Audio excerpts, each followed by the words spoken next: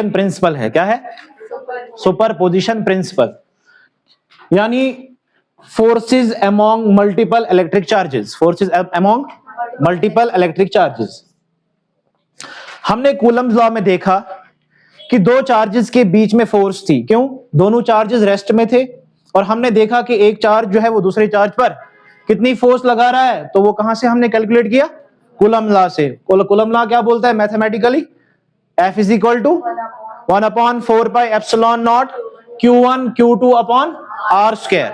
ठीक है, अब हमने यहां पर देखना है सुपरपोजिशन प्रिंसिपल में कि एक पॉइंट चार्ज पर बहुत सारे पॉइंट चार्जेस की वजह से कितनी फोर्स लगेगी और हमने उस टोटल फोर्स को कैलकुलेट करना है। क्या करना है? एक चार्ज पर बहुत सारे चार्जेस की वजह से हमने फोर्स कैलकुलेट करनी है। क्या करनी है? बहुत सारे चार्ज की वजह से फोर्स कैलकुलेट करनी है। तो हमने Q0 को चार्ज, Q0 जो है वो हमने एक चार्ज लिया और हमने देखा कि इस Q0 चार्ज पर Q1 की वजह से फोर्स कितनी लगेगी? F01। Q2 चार्ज की वजह से कितनी लगेगी? F02। Q3 चार्ज की वजह से कितनी लगेगी? F03। और हमने ये XYZ कोऑर्डिनेट सिस्टम में रखा और हमने इनके respective position vectors R1, R2, R0 और R3 हमने जो है इनके position vector origin of the coordinate system से ले लिए।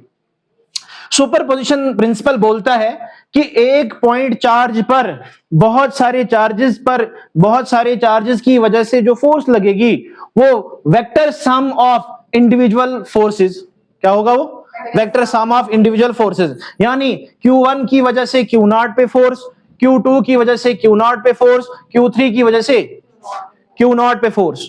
लेकिन खाली फिलहाल इसी पर सारे फोर्स नहीं लगाएंगे सर, ये आपस में भी तो फोर्स लगाएंगे।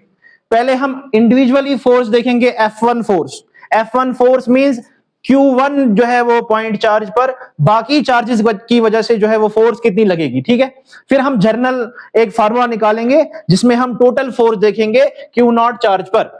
सबसे पहले हमने बोला कि ये जो सुपरपोजिशन प्रिंसिपल है ये बोलता है हमें कि इंडिविजुअल चार्ज पर बहुत सारे चार्ज की वजह से फोर्स कितनी लगेगी? सारी फोर्सेस को क्या करो? वेक्टर सम कर लो। सारी फोर्सेस का क्या कर लो?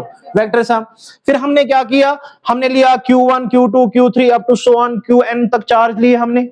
फिर हमने बोला कि R1 R2 R3 जो है up to so on Rn जो है वो इनके रेस्पेक्टिव पोजीशन वेक्टर्स हैं ओरिजिन से। क्लियर? अब हम बात करते हैं F1 फोर्स की। F1 फोर्स का मतलब Q1 पर फोर्स लग रही है बाकी चार्जेस की वजह से, तो F1 किसके बराबर होगी? F12 पहले चार्ज पर फोर्स दूसरे चार्ज की वजह से, प्लस वेक्टर सम निकाल रहे हैं हम, vector sum of forces.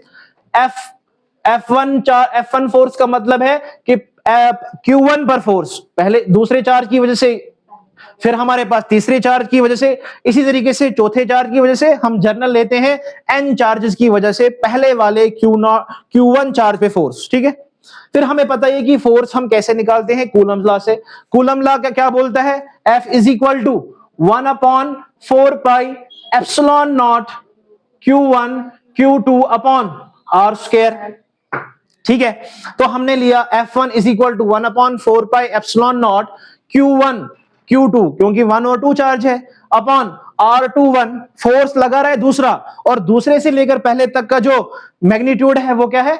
R21 square, और उसका यूनिट वेक्टर जो है वो R21 कैप है। ठीक है, इसी तरीके से 1 और 3 लगा रहे हैं, हम लिखेंगे 1/4 pi epsilon naught Q1 Q3 upon R31 square और R31 कैप। इसी तरीके से हम अप टू सो ऑन करेंगे और लास्ट पे n वाले तक जाएंगे, Q1 Qn divided by Rn1 square Rn1 cap. ये थी F1 की बात। अब हम लेंगे F2 को। F2 का मतलब दूसरे वाले चार्ज पर बाकी चार्जेस की वजह से जो फोर्स है वो कितनी लगेगी? तो हमने लिया F2 जो है वो दूसरे चार्ज पर पहले की वजह से फोर्स, दूसरे चार्ज पर तीसरे की वजह से फोर्स, और इसी तरीके से हम आगे चले जाएंगे और दूसरे चार्ज पर nth वाले चार्ज की वजह से जो फोर्स लगेगी उसको कैलकुलेट करेंगे। सर कूलम लॉ को हम लगाएंगे। कूलम लॉ बोलता है कि force on the charges is directly proportional to product of the magnitude of their charges and inversely proportional to the square of distance between their centres. तो इसी तरीके से 1/4 पाई एप्सिलॉन नॉट लगा लिया। Epsilon not क्या है sir? Permittivity of the free space, permittivity of the free space. और ये हम सुपरपोजिशन प्रिंसिपल जो लगा रहे हैं वो कहां पढ़ रहे हैं हम? सर वो पढ़ रहे हैं फ्री स्पेस में, वैक्यूम में, तो इसीलिए एप्सिलॉन नॉट आया। अगर वैक्यूम नहीं होता फिर क्या आता? सर डाइलेक्ट्रिक कांस्टेंट्स आता था एप्सिलॉन नॉट के। हम उसको ये भी बोल सकते हैं कि एप्सिलॉन और relative permittivity of the medium, relative permittivity of the medium. शाबाश।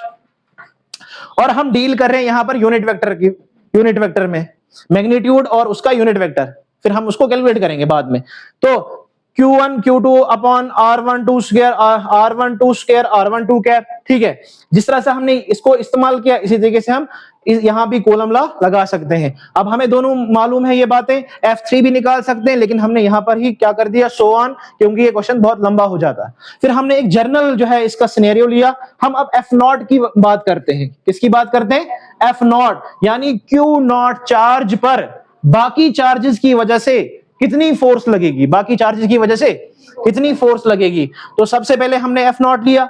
सर F0 चार्ज पर फोर्स, सर Q0 चार्ज पर फोर्स लगेगी, तो पहले की वजह से force on Q0 due to Q1, force on Q0 due to Q2, force on Q0 due to Q3 up to so on, force on Q0 due to Qn charge. फिर हम इसी को क्या करेंगे, कूलम्स लॉ अप्लाई करेंगे। जिस तरीके से हमने ऊपर कूलम लॉ अप्लाई किया, नीचे भी हम कूलम्स लॉ अप्लाई करेंगे।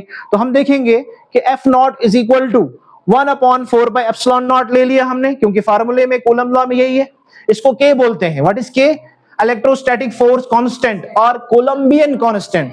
K की वैल्यू SI सिस्टम में, standard international system of unit में जो है वो 1/4 पाई एप्सिलॉन नॉट होती है। और एप्सिलॉन नॉट को बोलते हैं permittivity of the free space, और इसकी वैल्यू होती है 8.85 इंटू 10 की पावर -12 कूलम स्क्वायर पर न्यूटन मीटर स्क्वायर।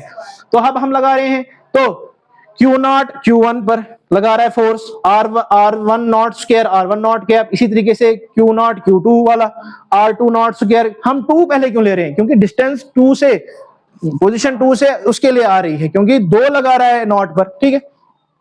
हमने लिखा n तक। अब इस सब में कॉमन है 1/4 बाय एप्सिलॉन नॉट। इस 1/4 बाय एप्सिलॉन नॉट को हमने बाहर निकाला, फिर हमने जो है इंडिविजुअली इनको वैसे ही लिखा। अब हमने इसको पोजीशन वेक्टर्स की टर्म में निकालना है। अब हम देख रहे हैं कि बहुत सारे चार्जेस हैं, लेकिन इन सब में कॉमन आ रहा है Q0, और चेंज हो रहा है 1, यहां 2, यहां 3, यहां 3 और यहां n। हमने सब का सबमिशन कर दिया और हमने एक चैलेंज लगा दिया, I जो है वो चेंज हो रहा है 1 से लेकर कहां तक, n तक। अगर मैं क्या करूं, Q0 तो मैंने ऐसे ही रखा, 1 की जगह I लिखा, 2 की जगह I लिखा, 3 की जगह, तो I चेंज हो रहा है 1 से लेकर n तक। जब मैं I इज इक्वल टू 1 लूंगा तो ये मेरे पास पहली टर्म आएगी। जब मैं I इज इक्वल टू 2 लूंगा तो ये मेरे पास दूसरी टर्म आएगी। जब मैं I इज इक्वल टू 3 लूंगा तो मेरे पास तीसरी टर्म आएगी। जब मैं n इज इक्वल टू 4 लूंगा, चौथी टर्म। जब I is equal to n लूंगा तो मेरे पास n वाली टर्म निकल जाएगी। तो ये हमारे पास यूनिट वेक्टर के टर्म्स में निकला।